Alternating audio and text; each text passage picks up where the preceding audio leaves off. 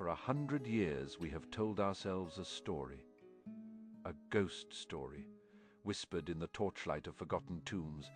It's the story of a boy king, his golden mask staring out from the abyss of time, and the terrible curse he supposedly unleashed upon the world, the curse of the Pharaohs. We picture it as a vengeful spirit, a whisper of ancient magic that dooms all who disturb the sacred slumber of the dead. It's a fantastic tale, filled with sudden deaths, mysterious illnesses, and the kind of spine-chilling suspense that has sold millions of books and movie tickets. But like all ghost stories, it serves a purpose. It distracts us. It cloaks a truth that is, in many ways, far more terrifying, a truth that is not supernatural, but biological. A curse not written in hieroglyphs on a tomb wall, but encoded in the very DNA of the kings themselves. The real curse that brought down Egypt's most glorious dynasty wasn't magic. It was a secret, a devastating family secret practiced for generations in the name of purity and power. A tradition that turned the royal palace into a gilded cage and the royal bloodline into a genetic dead end. This is the story of that secret. The story of how the Pharaohs, in their desperate attempt to become living gods, sowed the seeds of their own destruction. This is the story of how incest destroyed a dynasty. To understand this self-inflicted wound, we must first understand the mindset of the Pharaohs. They were not merely kings, they were gods on earth, Horus incarnate, the living bridge between the mortal realm and the divine. Their blood was not human blood. It was ichor, the golden fluid of the deities. To mix this sacred blood with that of a commoner was unthinkable. It was dilution. It was sacrilege. Their justification was rooted deep in their own creation myths. The most powerful gods of their pantheon, Osiris and his sister, wife Isis, were the original divine couple. Their union brought forth Horus, the rightful heir to the cosmos. If this was the model for the gods, then who were the pharaohs to argue, to maintain this divine purity, to keep the bloodline potent and undiluted? There was only one solution. Marry within the family, brother to sister, father to daughter, uncle to niece, to the ancient Egyptians. This wasn't a taboo. It was a sacred duty, a political necessity, and a testament to their unique status. It was a practice that set them apart, elevating them above all other mortals, and for a time it seemed to work. The 18th dynasty. The dynasty of Tutankhamun rose from the ashes of foreign occupation to forge one of the most powerful empires the world had ever seen. They were warrior kings and brilliant diplomats, builders of colossal temples and patrons of breathtaking art. From Ahmose, who drove out the Hyksos invaders, to the great conqueror Thutmose III, often called the Napoleon of Egypt. The 18th dynasty was a cascade of strength and glory. They controlled a vast territory, from Nubia in the south to the Euphrates River in the north. Gold poured into their treasuries. Their power seemed absolute, their divinity self-evident. But beneath the golden veneer, a genetic clock was ticking. With each successive generation of inbreeding, the royal family was unwittingly playing a dangerous game of Russian roulette with its own genes. We all carry a handful of potentially harmful recessive genes. In a large, diverse population, the chances of two people with the same harmful recessive gene having a child are incredibly slim. But within a closed family system, those odds skyrocket. When a brother and sister have a child, the probability of that child inheriting two copies of a rare, damaging gene from their shared grandparents explodes. It's a simple matter of mathematics. But the pharaohs didn't have geneticists. They had priests. They didn't see the subtle signs of decay as a biological warning. They saw them as challenges from the gods or the work of their enemies. They saw a stillborn child not as a consequence of a compromised genome, but as a sign of divine displeasure. So they doubled down. They believed the solution was not to diversify, but to purify even further. They retreated deeper and deeper into their own family tree, creating a genetic echo chamber where harmful mutations were not only preserved, but amplified. The first clear signs of this genetic unraveling begin to appear in the generations leading up to Tutankhamun. Consider Amenhotep III, Tutankhamun's grandfather. He reigned over a period of unprecedented peace and prosperity. Art and architecture flourished. He was a magnificent ruler, styling himself as a radiant sun god. Yet, his mummy reveals a man who, in his later years, was obese, riddled with painful dental abscesses, and likely suffered from debilitating arthritis. These were hints of what was to come.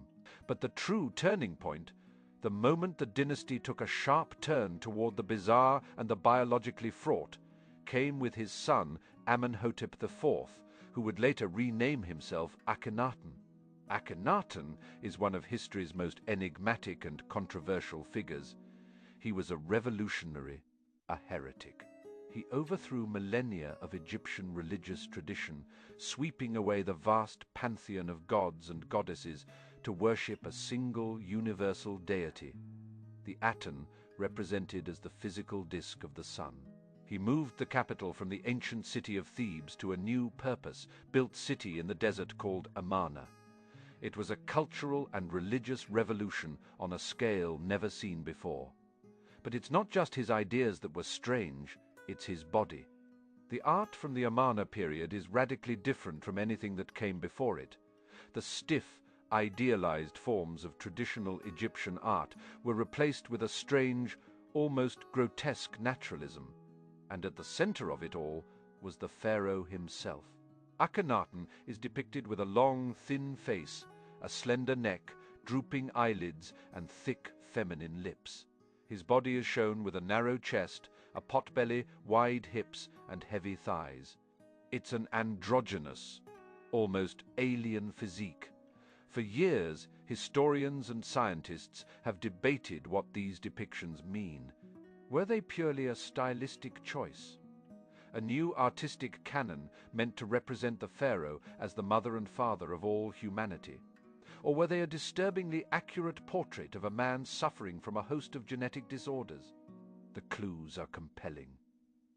Some scholars have suggested Marfan syndrome, a genetic disorder that affects connective tissue and can cause elongated limbs and a curved spine. Others point to Froelich's syndrome, which can disrupt puberty and cause fat distribution in a feminine pattern. Another theory is aromatase excess syndrome, a genetic condition that causes the body to produce too much estrogen, leading to features like gynecomastia, or the development of breast tissue in males and wide hips. We may never know for certain which specific ailment or combination of ailments afflicted Akhenaten. But the evidence strongly suggests that his strange appearance was not merely an artistic whim. It was the physical manifestation of the genetic curse, a body misshapen by generations of inbreeding, and he passed this legacy on. His wife was the legendary Nefertiti, whose beauty is immortalized in her famous painted bust. But even their relationship is shrouded in genetic mystery. While not his full sister, evidence suggests she was likely his first cousin, close enough to keep the harmful genes circulating. Their daughters, too, are shown with the same elongated skulls and stylized bodies as their father. The art of Amarna is a family portrait of a bloodline in distress. But Akhenaten's most fateful union was not with Nefertiti. Hidden from the grand narratives, DNA evidence uncovered in 2010 revealed a darker secret. He also fathered a child with one of his own full sisters. Her mummy, discovered in the Valley of the Kings and known to archaeologists simply as the Younger Lady, was found to be the daughter of Amenhotep III and Queen Tai, making her Akhenaten's sibling. And the son she bore him was a boy named Tutankhamun, who would one day become the most famous pharaoh of all, Tutankhamun. He was the product of the dynasty's most intense act of incest, the living embodiment of the genetic cul-de-sac they had built for themselves. From the moment of his birth, Tutankhamun was a child marked by this legacy. The Golden King, the icon of ancient splendor, was, in reality, a frail and sickly boy. When the British archaeologist Howard Carter peered into his tomb in 1922, he unleashed a global sensation. The treasures were overwhelming: the solid gold coffins, the jewel-encrusted thrones, the alabaster jars, the golden chariots. The world saw only the opulence. It saw the power of a divine king.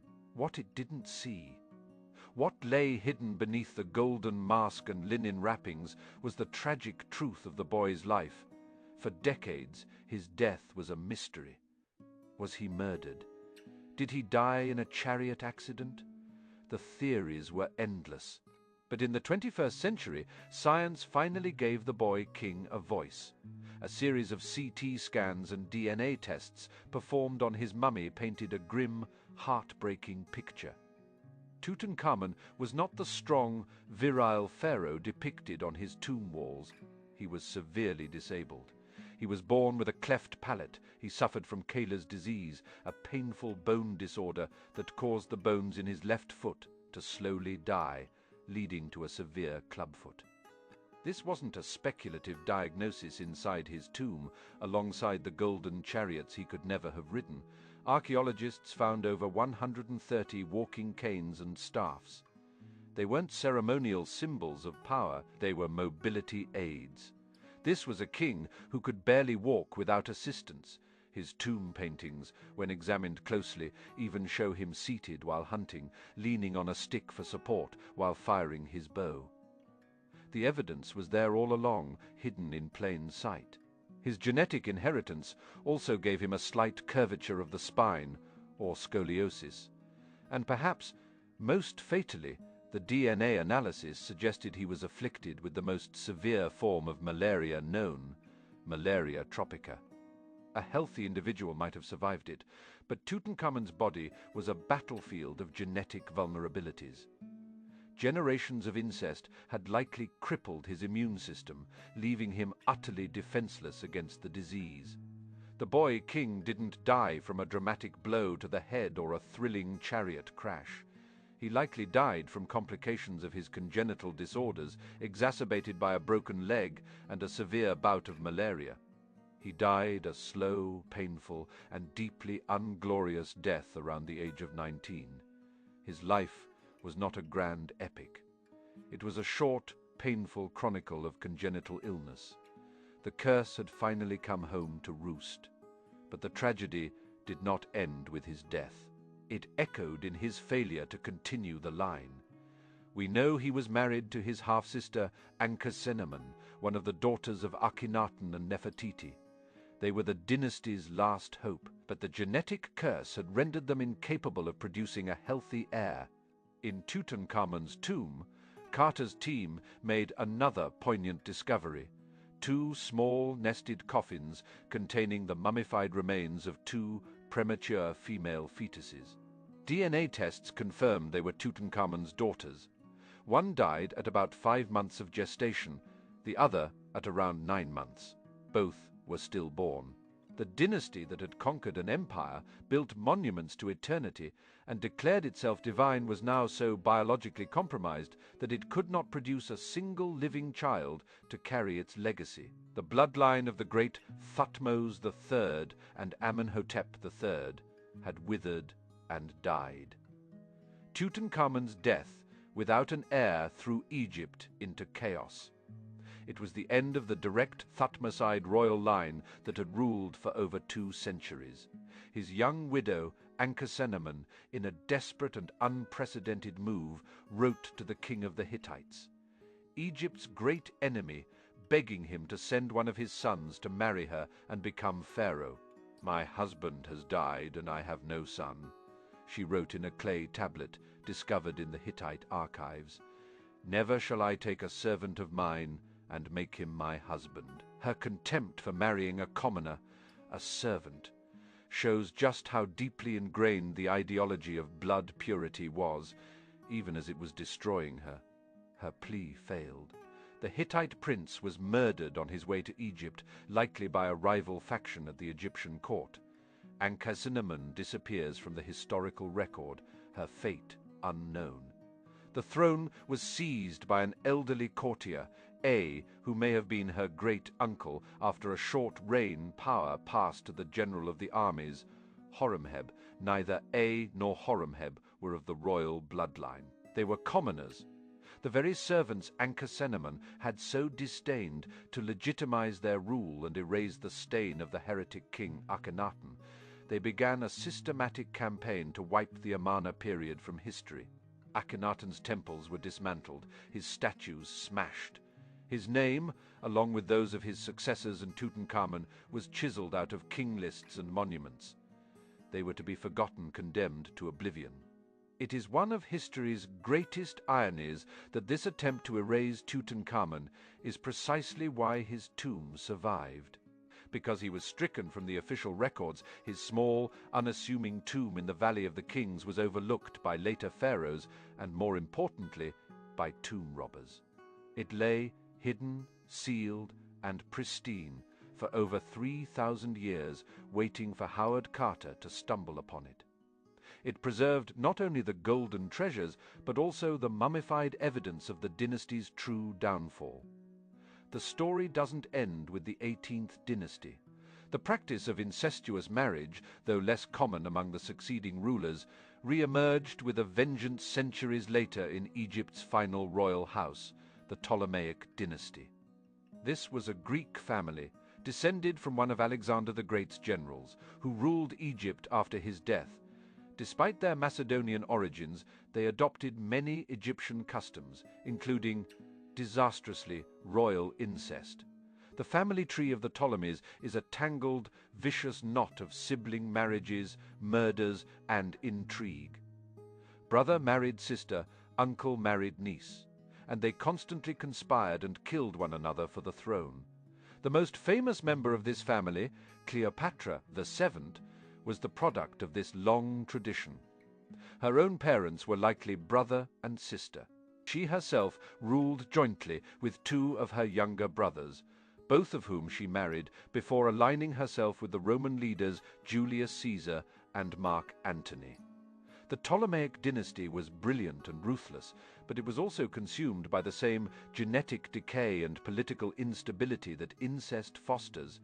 Their story, like that of the 18th dynasty, ends in death and the loss of Egyptian independence, this time to the rising power of Rome. Looking back, we see a clear pattern. The very thing the pharaohs believed was the source of their strength, their pure, divine blood, was their greatest weakness. They built a theological fortress around their family, designed to keep their power concentrated and their bloodline sacred. But a fortress can also be a prison. They trapped themselves in a shrinking gene pool, creating a feedback loop of deformity and disease. Each generation became a weaker, more fragile echo of the last. The so-called curse of the pharaohs that captivated the world in the 1920s was a fantasy, a projection of our own fears and fascinations with ancient Egypt. The idea of a ghostly guardian protecting a tomb is far more romantic than the grim reality of congenital disease. The real curse was not a magical spell, but a predictable scientific outcome. It was the slow, inexorable punishment for defying a fundamental biological law. It was a curse written in the language of recessive alleles and chromosomal abnormalities. The pharaohs sought immortality. They built stone mountains to house their eternal bodies and inscribed their names on temples they believed would stand forever. They surrounded themselves with gold and treasure to use in an eternal afterlife. Yet, their obsession with preserving their divine status in the present moment condemned their own future. In their quest to be more than human, they became poster children for human fragility. The story of Tutankhamun and his family is a profound and tragic lesson. It's a story about how ideology, when taken to its extreme, can blind even the most powerful people to the most obvious truths.